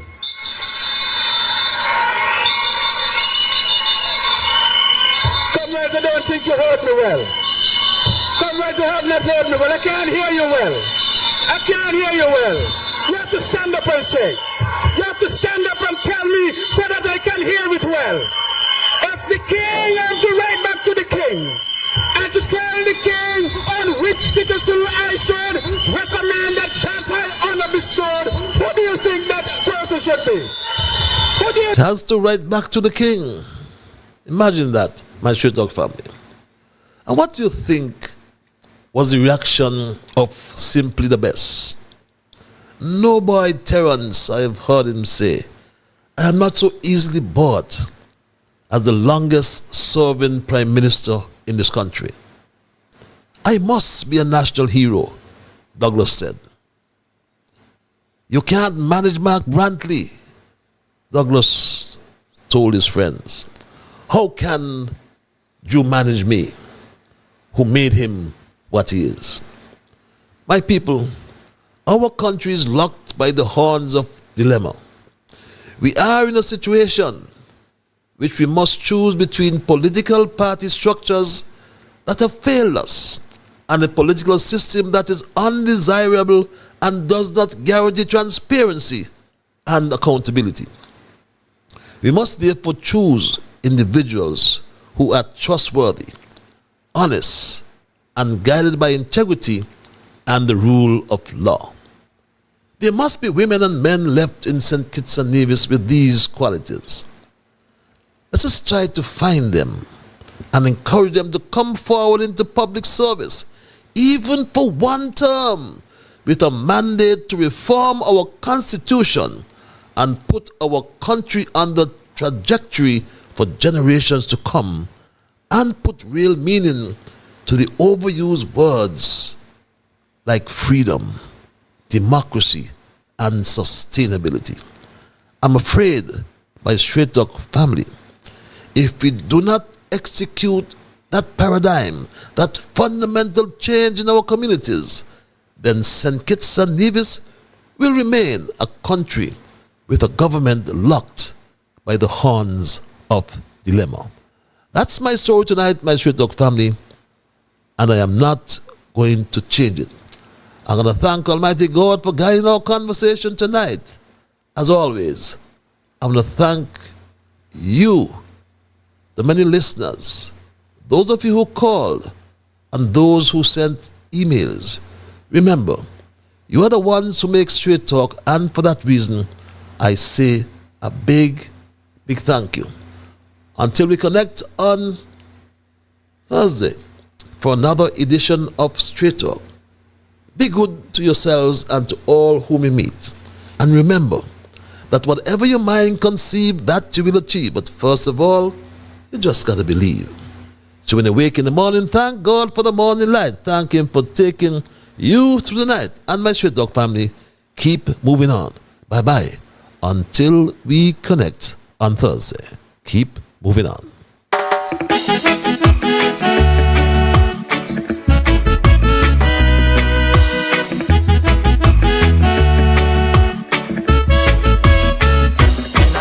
In the morning, I thank God for the morning light. Give Him thanks and praises for taking me safely through the night. For the rest of food and loving care, and for my mother's breath of life that's got me here. So whatever my mind conceives that I will achieve, you better believe, because I do the things I should, be to my brethren kind and good, the best I could. So I'll keep moving on, I won't stop now. I'll keep moving on till I reach the top somehow.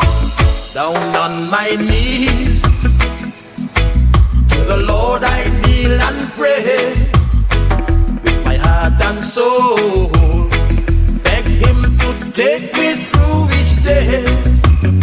My guardian to keep and my guide, over every step I take, He will preside. So whatever my mind conceives that I will achieve, you better believe, because I do the things I should, be to my brethren kind and good, the best I could. So I'll keep moving on.